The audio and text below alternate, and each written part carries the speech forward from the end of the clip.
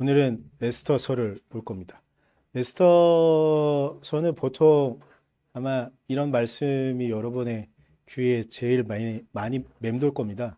죽으면 죽으리이다. 이런 에스더 왕비의 고백 때문에 정말 많이 인용되어지고 설교를 많이 들으셨을 텐데 저는 오늘은 그 부분 말고요. 불임절에 대한 이야기를 좀 하면서 시작을 하려고 합니다.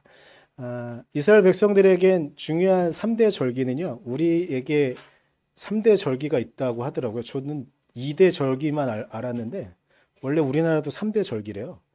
뭔지 아세요? 네, 단오가 3대 절기에 들어가더라고요. 그래서, 원래 그런데 그냥 우리는 기독교니까 단오는 정말 이제 그 귀신 이거랑 연관이 있어가지고 그러기도 하지만 하여튼 우리도 원래는 3대 절기라고 하더라고요. 근데 유대인들도 원래 3대 절기가 있어요. 6월절, 초막절, 칠칠절 이렇게 있는 3대 절기가 있는데 이스라엘 백성들에게 그 중요한 절기는 아니지만 그 3대 절기에 들어가진 않지만 그만큼 중요한 그래서 이 사람들은 그러니까 우리나라도 세계 각지에 흩어져 있잖아요. 그런 것처럼 유대인들도 세계 각지에 흩어져서 이렇게 하는데 그들이 꼭 어떻게든지 지키려고 하는 절기가 하나 있는데 그게 이제 불임절이라는 거예요. 불임절의 시작은 에스더로부터 시작이 되어지는 절기예요. 그래서 이 그러니까 되게 특이한 것 같아요. 그러니까 분명히 공식적인 절기 안에 들어가진 않지만 유럽에 있든 아메리카에 있든 혹은 뭐 아시아에 있던 유대인들은 자신들의 공동체가 형성이 되어지면 꼭 불임절은 지킨다는 거. 근데 왜 그러냐면 어찌 보면 에스더서에서 보여주고 있는 이야기들 때문이기도 할 것 같고 그리고 신기하게 아달월이라는 개념은 정확히 따지면 저도 정확히 잘 모르겠긴 한데 이스라엘 백성들의 첫 번째 달이라고 하더라고요. 그래서 그들의 첫 번째 달을 지내면서 시작을 또한 알리는 그런 날이지도 않을까 싶기도 한데 이날 이들이 동일하게 어느 지역에 있던 동일하게 하는 게 좀 있어요. 일단은 불임절의 시작이었던 에스더서를 1장부터 10장까지 다 읽어요. 근데 제가 어, 준비하다가 재밌는 사실들을 알게 됐는데 일단은 동일하게 일단은 그 가족이 되어졌던 회당이 되어졌던 그 안에 있는 사람들의 에스더서를 한 대표하게 한 명이 쭉 읽는데 2장 5절 그리고 8장 15절 16절 그리고 10장 3절은 다 같이 한 목소리로 그냥 읽는데요. 그러니까 다 외우고 있으니까 읽는 거예요. 근데 또 재밌는 게 있는데요. 이렇게 읽을 때 어, 여기서 가장 나쁜 사람이 하만이잖아요. 하만의 이름이 나올 때쯤, 그러니까 이건 다 알고 있으니까 가능한 거예요. 하만의 이름이 나올 때쯤엔 뭔가 이제 되게 부담스러운 소리. 냄비가 있으면 냄비를 쿵쿵쿵 치거나 아무것도 없으면 책상을 쿵쿵 치거나 하만의 소리가 들리지 않도록 그렇게 한대요. 그러니까 읽을 때 이렇게 한다고 해서 이것도 그러니까 그들이 하만을 얼마나 싫어하는지 알 수가 있어요. 두 번째 하는 건 오늘 본문에도 있는 건데 선물을 나눠요. 가족끼리거나 이렇게 주변에 있는 사람들과 선물을 나눠요. 그리고 세 번째 정말 중요한 게 있는데 뭐냐면 두 사람 혹은 두 어떤 단체 이상에게 꼭 자선을 베풀어요. 그리고 그 만찬을 하는데 세우다트 프림이라고 하더라고요. 그리고 지역마다 좀 다르겠는데 특히 유럽에는 대부분 하는 게 있는데 뭐냐면 이쯤부터 우리가 알고 있는 유럽에 하는 카니발을 유대인들이 지켜요. 그러니까 유대인들이 카니발을 하면서 주변에 있는 다른 유럽의 사람들도 유대인 아닌 사람들도 이 축제를 같이 즐기고요. 뭐 이렇게 하는 명절이거든요.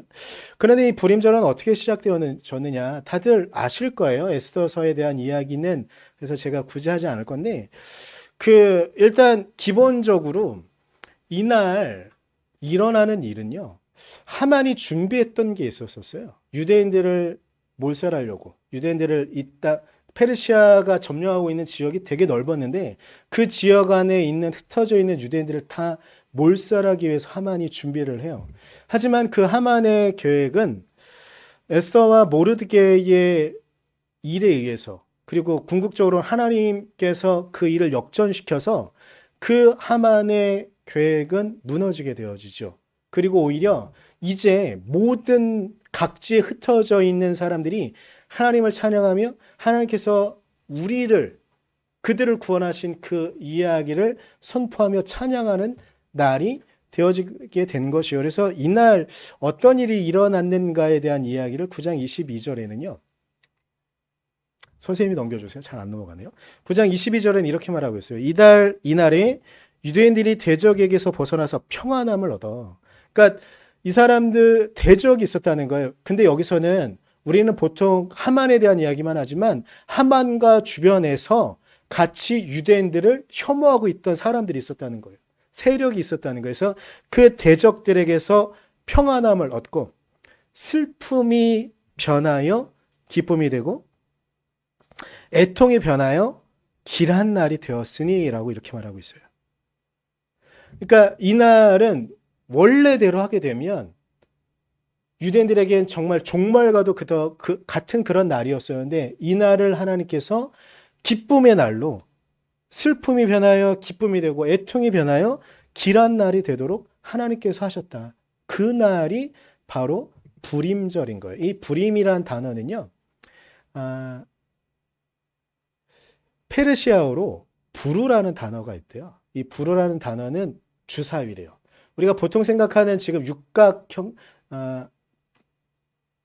형태 맞죠? 육각 형태의 이 주사위 말고 고대에는 더 많은 형태의 더 많은 다면체를 갖고 있는 주사위가 있었기 때문에 이때의 부르가 말하고 있는 정확한 주사위 형태는 지금 추측 정도만 남아있긴 한데 하여튼간 주사위가 있었어요. 근데 왜 부르라는 말을 불임절이 되었냐면 이 주사위를 던져서요. 무엇을 하는 거냐면 유대인들을 죽일 날을 정하려고 했던 거였어요. 그러니까 불어라는 단어 자체가 유대인들에겐 자신들이 죽을 수도 있었던 그런 날이었었어요. 그런데 그날이 이제 하나님께서 우리를 구원하실 그 구원을 나타낼 날이 되도록 안 움직이네요. 날이 되도록 하나님께서 그 기쁨의 날로 바꾸셨다는 걸 역전시켰다는 것을 보여주기 위한 우리에게 그런 날들이 나타나는 그런 날이었던 거죠. 유대인들의 마지막에 될 수 있었던 하나님의 사람들에게 마지막 날이 될 수 있었던 그날을 이제 오히려 상황을 역전시켜서 하나님의 구원이 드러나고 하나님께서 우리를 이끄신다는 것들을 고백할 수 있는 날이 되어진 것이 바로 불임절이었었던 겁니다. 어찌 보면 이 땅을 살아가는 우리에게 우리가 하나님의 백성으로 살아갈 때 위기에 처하고 하나님의 말씀을 쫓아가려고 하는 오히려 우리 주변 사람들이 우리를 공격하고 우리가 하나님께 예배하는 것만으로도 고난받을 수 있는 상황이 다가오는 이런 시기 때쯤에 오히려 하나님의 구원과 하나님의 승리가 선포되어지는 불임이 되어지는 하나님의 은혜의 날이 그날이었던 것이죠. 이 땅에 예수 그리스도께서 오셨습니다. 이 땅에 예수 그리스도께서 오셔가지고요. 우리가 죽음을 목전에 두고 있는 것, 인간으로 살아갈 수도 없는 상황들이었던 우리, 그런데 그런 우리에게 우리는 하나님의 백성이라는 것을 알려주신 것, 그것 자체도 하나님의 역전과 하나님께서 우리를 구원하시는 그 사건을 드러내는 전형적인 사건일 수 있을 것 같습니다. 예수님께서도 이 땅에 오셔가지고요. 유대인들과 정말 많이 싸우셨어요. 어찌 보면 잘못 이해하면 예수님께서 율법과 싸운 것처럼 생각할 수도 있고 유대인들과 싸운 것처럼 생각할 수도 있는데 엄밀히 따지면 율법주의에 빠져있는 유대인들과 싸우신 거거든요. 율법을 온전히 순종하는 것이 아니라 자신들의 권력을 유지하는 데 이용했던 권력자들, 그리고 하나님께 온전히 예배하기보다는 예배를 이용해가지고 자신들의 삶을 더 크게 영위하려고 했던 제사장들, 하나님을 향한 온전한 마음을 잊어버리고 율법을 자기 마음대로 해석하던 그 똑똑한 사람들과 그분은 싸우셨던 거예요. 근데 그들이 했던 것들이 있었는데 대표적으로 예수님께서 이 땅에 오셨을 때 대표적으로 유대인들에게 잘못되어졌던 것들이 몇 가지 있었는데 그 중에 하나는 예루살렘 성전이었었어요. 예루살렘 성전을 보면서 심지어 제자들마저도 예수님께 이렇게 말해요. 예수님, 저 아름다운 성전을 보십시오. 하나님께서 저 성전을 통해서 우리에게 약속하신 것이 있기 때문에 결코 우리는 무너지지 않을 겁니다라는 말을 담아내고 있던 것이었거든요. 그런데 그때 예수님께서는 그것을 역전시키세요. 저 성전 사흘 만에 무너뜨려 봐라. 저 성전을 무너뜨려 봐라. 내가 사흘 만에 저 성전을 다시 지을 것이다. 근데 이 말씀의 핵심은 무엇이냐? 너네가 바라보는 눈에 보이는 이 성전이 중요한 것이나 너네 앞에 성전이 있으니 그 성전은 바로 나다. 라는 그 말씀으로 이 성전의 의미를 역전시킨 것이었거든요. 그리고 이스라엘 백성들이 일주일마다 지켜야 되던 정말 중요한 게 있었어요. 안식일이에요. 근데 여러분, 그 당시에요. 지금도 많이 그렇긴 하지만 그 당시에 정말 많이 그랬는데 이 안식일을 지킬 수 있는 사람들은요. 몇몇 기득권자들만 안식일을 지킬 수 있었어요. 하루 벌어 하루 살아가는 사람들은요. 안식일을 지키지 못하니까 다 죄인일 수밖에 없는 거예요. 그래서 바리새인들이 말해요. 제사장들이 말해요. 지도자들이 말해요. 레위인들이 말해요. 성서를 해석하는 사람들이 말해요. 너네 다 죄인이다. 아니 죄인인데 그래. 그럼 너는 죄인 아니냐라고 말할 수 있어야 되는데 당장 안식일을 지키지 못하는 이들은 그 말마저도 할 수가 없는 거예요. 이 상황 가운데 예수님은 역전시키세요. 안식일의 주인은 인자다. 이 인자라는 단어는요. 예수님 본인에게도 해당되어지지만 일반적으로 살아가는 우리에게도 해당되어지는 단어로 해석할 수 있거든요. 안식일의 주인이 우리라는 거예요. 이 안식일의 원래 주인은 하나님이세요. 근데 이걸 자기 마음대로 이용하는 거죠. 그래서 그 시대를 살아가던 일반 사람들에게 말하는 거예요. 너네 안식일 못 지키지? 그러니까 너는 죄인이야. 여러분 이 죄인 가운데 어떤 사람들도 있는지 아세요? 다리 저는 사람, 눈 먼 사람, 귀가 들리지 않는 사람, 이 사람들도 다 죄인이 돼버리는 거예요. 그래서 아브라함의 후손인데 하나님을 아는데 율법을 어떻게든지 지키려고 노력하는데 하나님의 말씀을 향하여 어떻게든지 움직이려고 하는데 그 마음은 보이지 않는 거예요. 그냥 다 죄인이에요. 하나님 나라는 돈 있고 힘 있고 능이 있어가지고 자기가 그렇게 힘 있고 능이 있어가지고 자기가 충분히 율법을 지킬 만한 경제력을 갖고 있는 사람, 율법을 자기 마음대로 해석할 수 있는 사람들만이 하나님 나라를 갈 수 있다고 사람들을 오해시키는 거예요. 이 상황 가운데 예수님은 성전은 나이고 안식일도 나이고 죄인도 내가 구원할 수 있음을. 왜냐? 하나님께서 자신을 보내셨으니까 라고 하시면서 모든 상황을 역전시키는 거예요. 그런데 여러분 제가 굳이 오늘 불임절을 이야기하며 역전에 대한 이야기를 말씀드리는 이유 예수님께서 부활하셨어요. 믿으십니까? 근데 예수님께서 부활하신다는 건 제가 좀 전에도 성가대 찬양을 들으면서 그래요. 죽음은 끝이 아니에요. 죽음이 끝이 아닌 것이 확실하게 드러나는 사건은 예수님의 부활이거든요. 근데 예수님의 부활이 여러분 쉽게 믿어지시나요? 제가 2주 전에도 삼위일체가 쉽게 믿어지시나요? 이렇게 말씀을 드리긴 했는데 부활이 쉽게 믿어지시나요? 우리가 예수님의 부활을 믿을 수 있다고 한다면 그건 하나님의 은혜예요. 우리의 인간적인 한계로는요. 인간적인 지적인 이해와 인간적인 경험으로는요. 예수님의 부활을 쉽게 이해할 수 없어요. 쉽게 믿을 수 없어요. 우리가 만약 예수 그리스도의 부활을 믿고 그 사건이 실제적으로 살아있는 사건이라고 고백할 수 있다고 한다면 이건 우리가 하는 게 아니고요. 하나님께서 우리에게 그런 마음을 주셨기 때문에 가능한 거거든요. 근데 우리만 그러느냐? 예수님의 제자들도요. 예수님의 부활을 쉽게 믿지 못했어요. 그죠? 성경을 보면 예수님의 부활을 예수님의 제자들도 쉽게 믿지 못했잖아요. 중요한 게 있는데 예수님을 쫓아다녔던 이 제자들 중에 몇 명은 3년 내내 예수님을 쫓아다녔고 몇 명은 좀 지난 다음에 쫓아다녔더라도 예수님의 기적을 늘 보아왔고 예수님께서 하신 일들을 늘 보아왔었어요. 그런데 예수님의 부활을 그들은 처음부터 믿었느냐? 그러지 못했어요. 심지어 예수님께서 나사로를 살리신 것을 목격했던 그들이요. 예수님의 부활을 쉽게 받아들이지 못했어요. 예수님께서 부활하셨다는 사실 자체는요. 하나님께서 예수님을 보내셨다는 사실을 확증시키는 일이거든요. 하나님께서 예수님을 보내지 않으셨다면 예수님은 다른 사람을 살릴 수 있었던 건 예수님이 하나님이니까 그런 거잖아요. 근데 예수님이 돌아가셨어요. 그러면 예수님을 살릴 수 있는 건 누구예요? 예수님이 예수님 자신을 살릴 수 있을까요? 그러지 못해요. 하나님께서 그분을 살리셔야만 그분의 부활이 사실인 것이거든요. 그러면 이걸 어떻게 우리의 사고를 넘어서라고 하나님께서 예수님을 통해서 우리에게 보여주시는 거예요. 근데 여러분, 우리가 예수님의 부활을 쉽게 받아들이기 어려운 것, 우리만 그러냐면 그러지 않아요. 선생님 넘겨주세요. 요한복음 2장 25절에 도마의 얘기가 나오거든요. 도마가 이렇게 말해요. 중반부터 좀 보면 내가 그의 손에 못자국을 보며 내 손가락을 그 못자국에 넣으며 내 손을 그 옆구리에 넣어보지 않고는 믿지 아니하겠노라 하니라 이렇게 말하잖아요. 우리가 보통 이야기할 때 도마를 보면서 믿음이 없는 사람이라고, 믿음이 없는 제자라고 이야기하잖아요.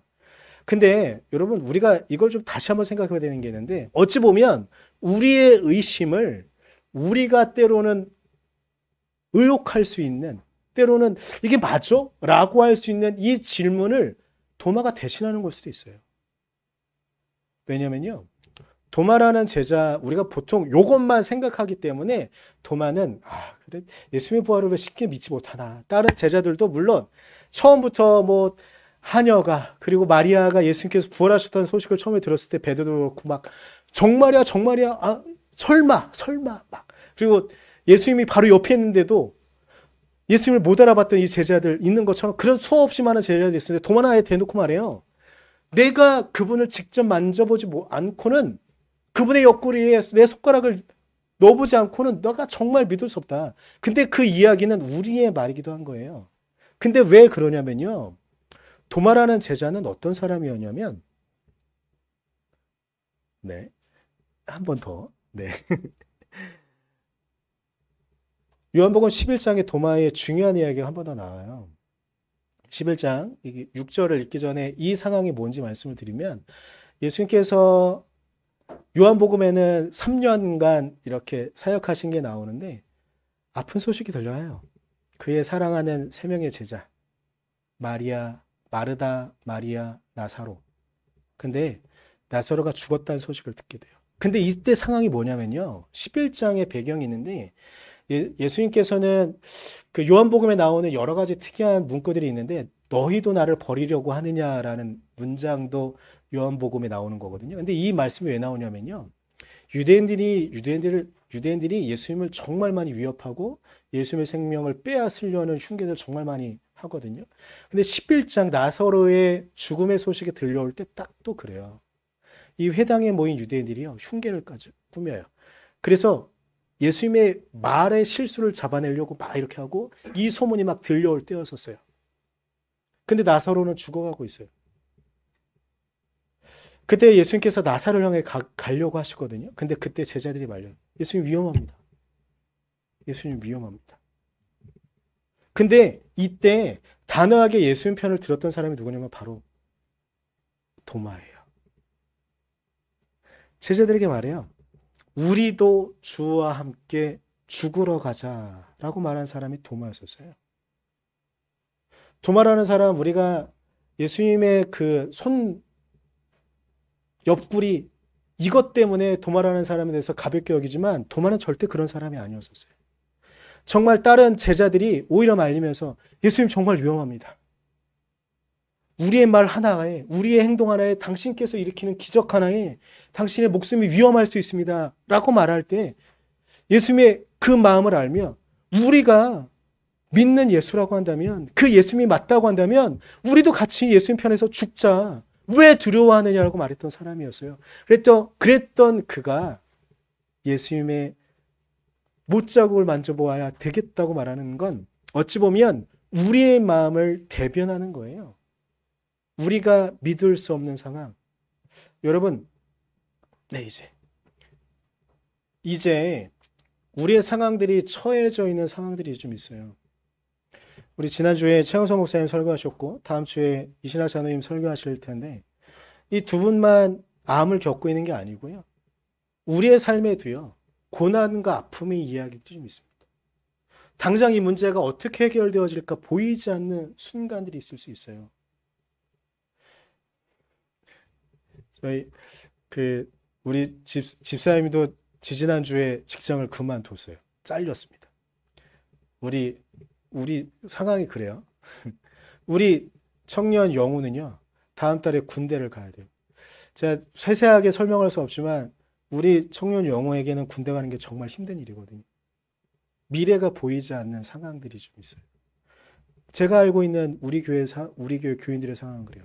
여러분의 상황과 여러분의 여건들 가운데도 자녀들 때문에 혹은 당장 문제가 해결되지 않는 상황들 때문에 아파하고 힘들어하고 있는 상황들이 있을 수 있습니다. 어찌 보면 정말 하만이 주사위 던지기를 기다리고 있는 것 같은 그런 상황에 처해 있는 상황들이 여러분 앞에 놓여 있을 수 있습니다. 근데 중요한 게 있어요. 하나님께서는 그 불을요, 불임으로 바꾸셨어요. 죽음의 날을 하나님께 기뻐하며 함께 찬양할 수 있는 그 날로 바꾸셨어요. 그렇다고 한다면 하나님께서 우리의 상황을 역전시키실 거예요. 예수 그리스도의 부활을 우리가 믿는다면 예수 그리스도의 부활이 우리에게 살아있는 사건이라고 한다면 여러분 믿었으면 좋겠습니다. 하나님께서 우리의 상황을 역전시키실 것입니다. 저는 2주 정도 남았더라고요. 다다음 주 25일부터 있는 부흥회. 저는 그 부흥회가 그런 것들을 경험할 수 있는 날들이었으면 좋겠습니다. 우리가 기도할 수 있는 건 때로는 제가 오늘 말씀을 준비하면서도 웃자고 하는 말이었는데 하나 그냥 이야기 하나 하면 제가 칼럼에도 쓴 건데요. 저희 장인어른이 2주 전에 왔다 가셨거든요. 그래서 이번에는 길게 계셨는데 그래서 외식을 그렇게 많이 안 했는데 언제 한번 외식하러 갔다가 저희 장인어른이 앞에 앉으시고 저희 사모가 옆에 앉고 제가 이렇게 앉았어요. 근데 정말 아무 생각 않고 있다가 몸을 이렇게 했어요. 근데 제가 뭐 했을까요? 네, 말씀 안 드릴게요. 그걸 했어요. 저희 아내가 갑자기 뭐 하는 거예요? 막 이러는 거예요. 그래서 저 아무 생각 없이 한 거라. 그러니까 저희 아내의 불만은 하려면 이렇게 하고 하지 왜 이거긴 했는데 근데 저 그 다음 말에 은혜 받았어요. 뭐냐면 사랑한다는 거죠. 그래서 그거예요. 우리의 생각을 바꾸는 건요 정말 쉽지 않아요. 근데 우리는 그 말 하나 생각 하나 바꾸는 건 우리가 할 수 있는 일이잖아요. 근데 하나님이 하시는 일이 있어요. 하나님이 하시는 일은 뭐냐면 우리의 상황을 바꾸는 거예요. 우리의 상황을 역전시키실 거라고 저는 믿습니다. 우리가 간절히 기도하고 우리가 바라고 있는 그 모든 기도의 내용들 가운데 정말 우리의 죽음 앞에 언제 주사위가 던져서 우리가 죽음을 경험할지 모를 그날을 하나님의 승리가 선포되어지는 불임으로 하나님께서 우리의 상황과 우리의 아픔을 역전시키실 것입니다.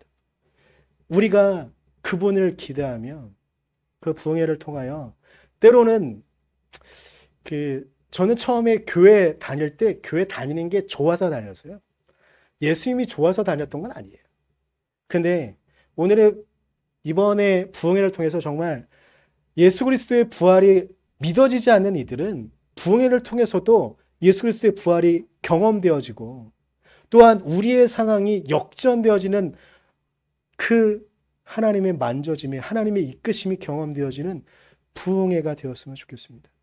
더불어 그 부흥회가 아니어도 하나님께서는 분명히 우리의 상황을 역전시키실 것이며 우리의 삶을 하나님의 손길로 이끌어 가실 것입니다.